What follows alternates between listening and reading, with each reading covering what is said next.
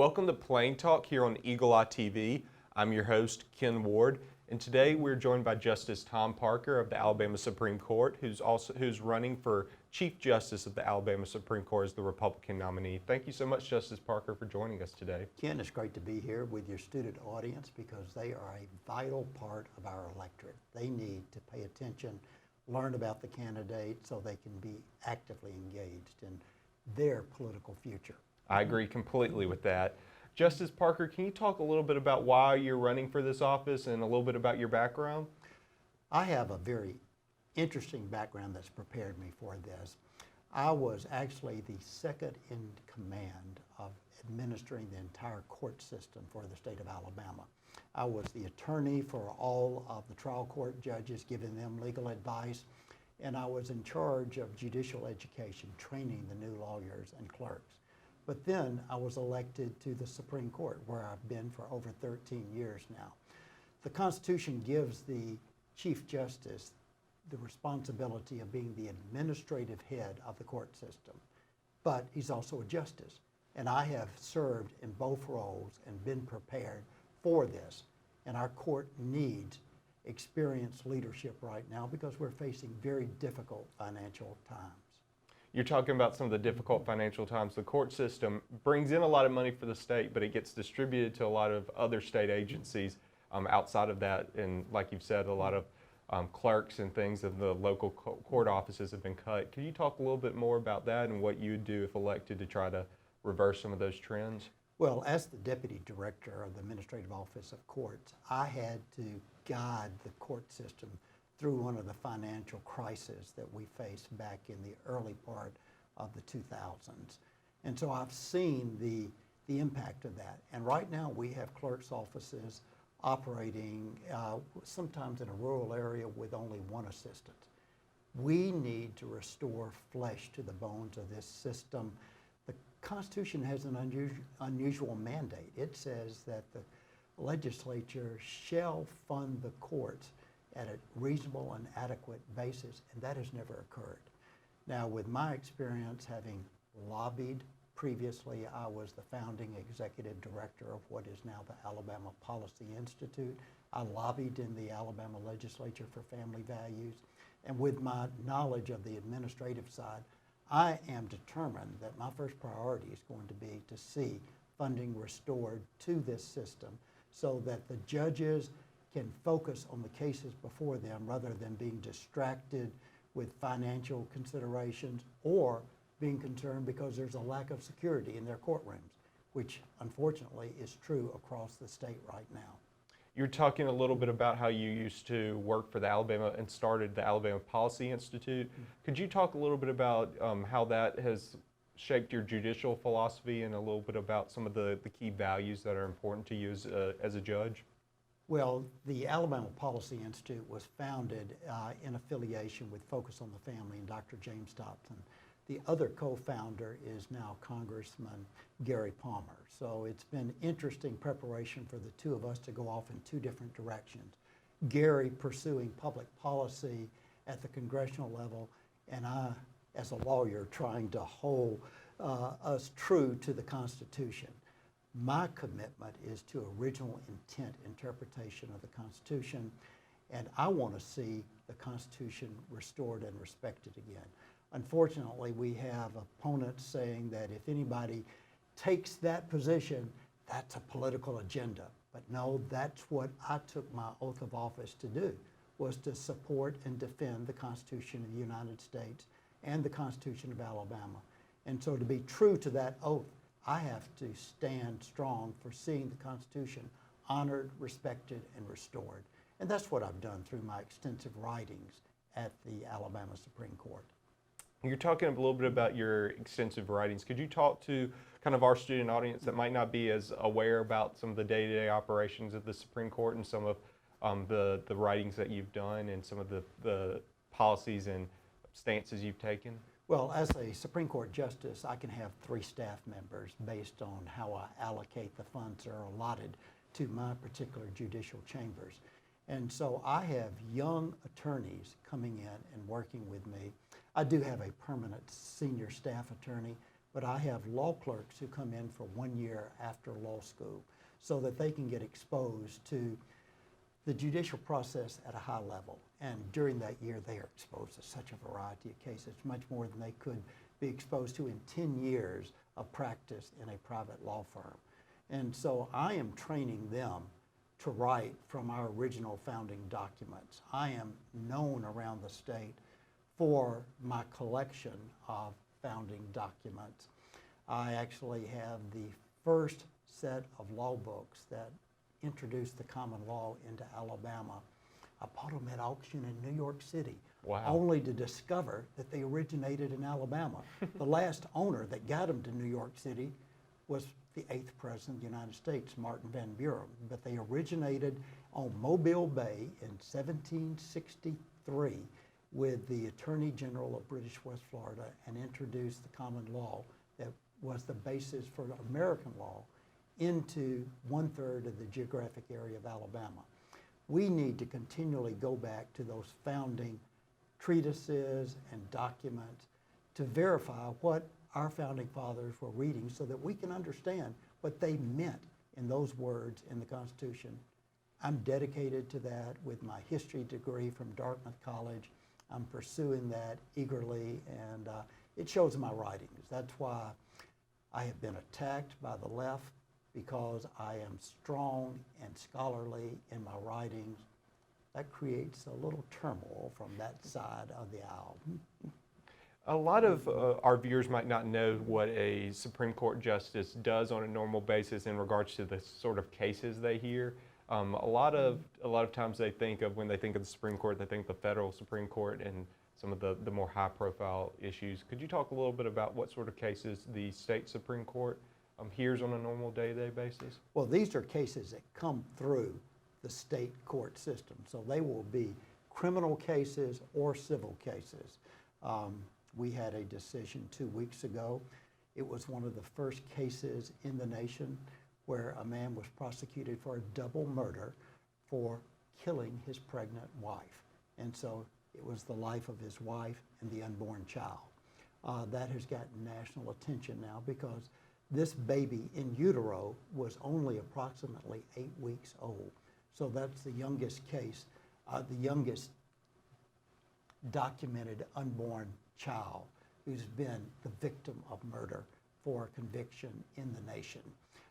We will have cases involving school systems, school employees, anywhere from wrongful death cases where somebody's been killed and a survivor is suing the person who was responsible for that, contract matters. It covers everything.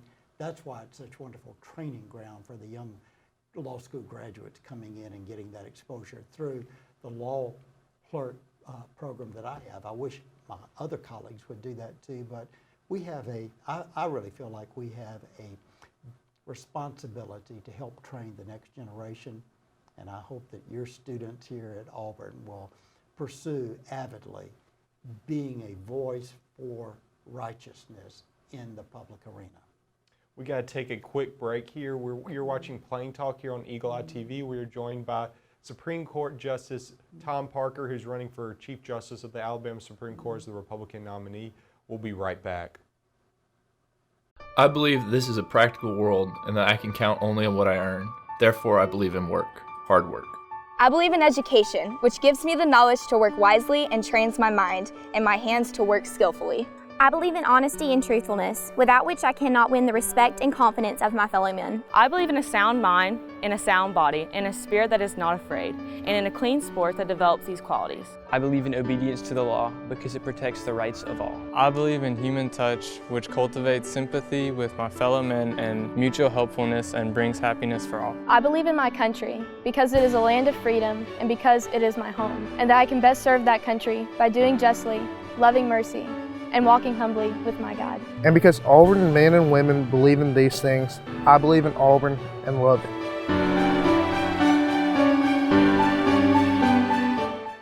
Welcome back to Plain Talk here on Eagle Eye TV. I'm your host, Ken Ward, and today we're joined by Justice Tom Parker of the Alabama Supreme Court, who's running for Chief Justice as the Republican nominee. Thank you so much, Justice Parker, for joining us. Oh, it's great to be here with you and your audience. Justice Parker, you were talking a little bit about some of the cases that you hear on a normal day-to-day basis. Could we hear a little bit about some of the policy stances that you take on some of the high-profile issues such as abortion and the Second Amendment, which are always kind of key in the judicial process and the judicial system? We've had only 2 cases involving the Second Amendment since I've been on the court. And we've taken a strong stand in protecting the rights granted and guaranteed under the Second Amendment. The life issue, though, is one that has really we've directed a course on that through the Alabama Supreme Court that I think is going to have an impact around the nation, recognizing that life begins from conception.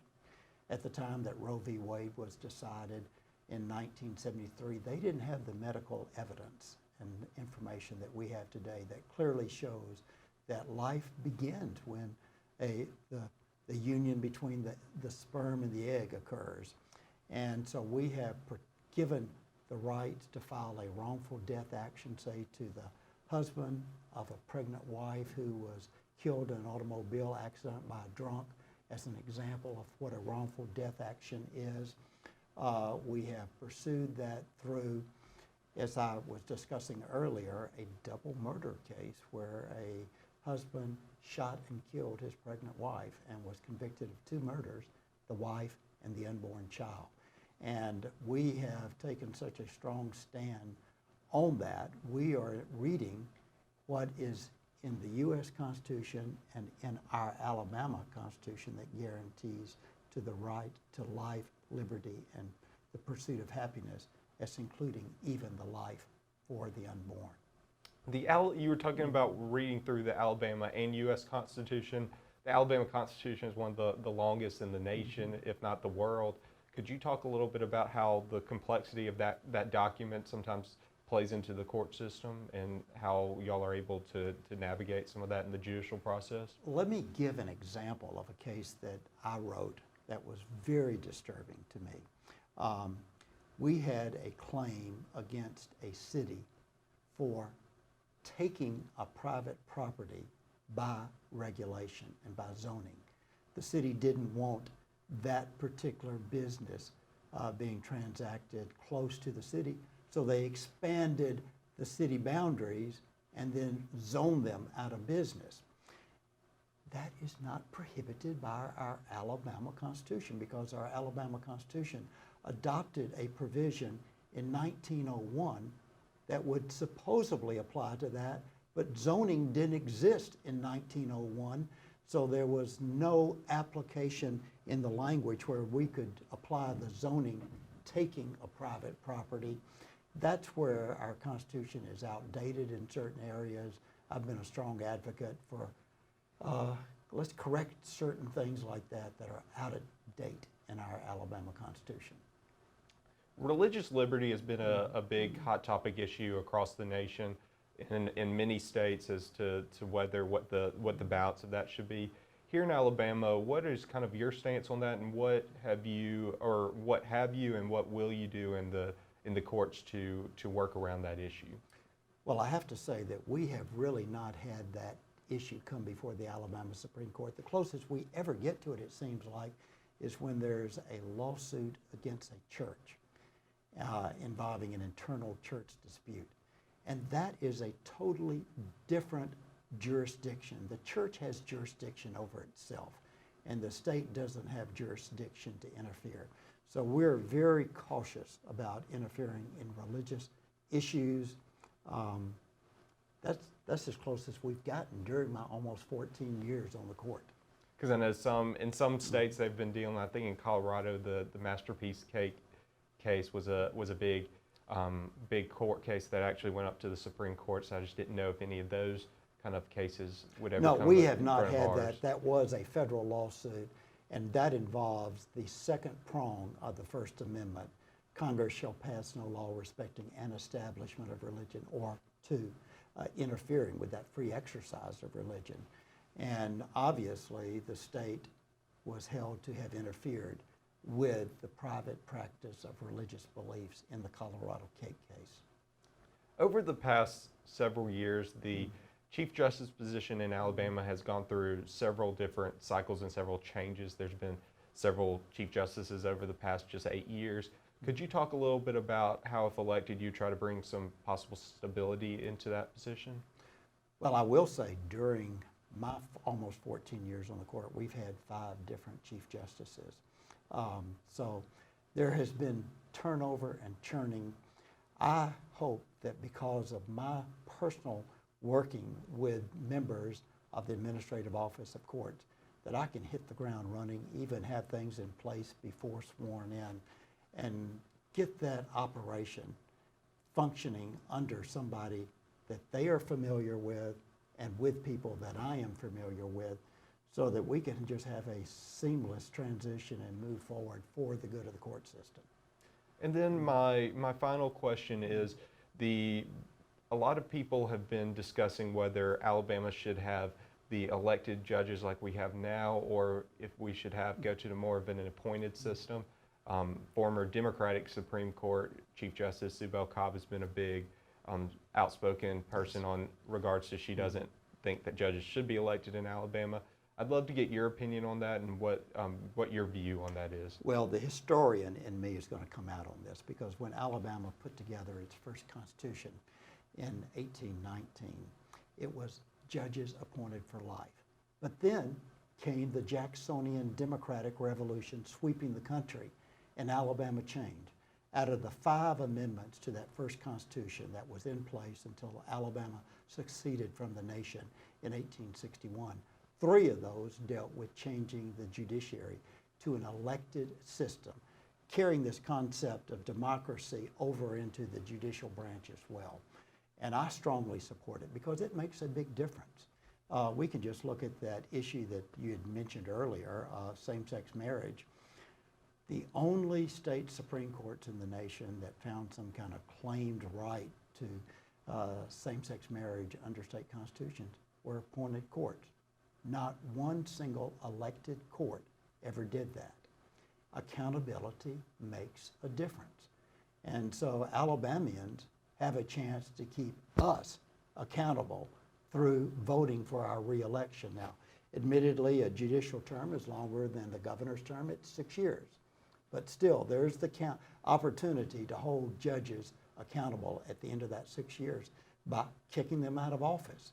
And it's made Alabama much more stable. When you appoint somebody for life without accountability, you don't know which way they're going to lean and go. And it's been a much more stable system. The rule of law has been much more predictable in Alabama because of the elected judges held accountable by the electorate. And then finally, you are running against your Democratic opponent, Judge Bob Vance, out of Jefferson County. Mm-hmm. Could you talk a little bit about how you're trying to set yourself apart from him and his campaign? Well, I'm running on my resume, which is preparation on the administrative side and on the state Supreme Court judicial side as a almost 14-year justice now. I have the resume, the experience that I think is needed for that job right now. And when you add to that the fact that we have a Republican governor, a Republican majority in the legislature, and if things go well for me on Tuesday, a Republican Chief Justice in the Alabama Supreme Court over the whole court system, we can have a better interaction. Our funding crisis have primarily occurred in the past when we've had a misalignment on a party basis between those 3 branches of government. Hopefully, with Republicans across the board, we can get things restored for the judiciary, and we can be what our Constitution writers intended for the 3rd branch of government to be in Alabama. Thank you so much, Justice Parker, for joining us, and thank you for joining us. Join us each week for an in-depth conversation with the mover and shaker in this community, this state, or this nation. You can also follow all of our election coverage on eagleeyeauburn.com. Thank you so much for joining us, and War Eagle.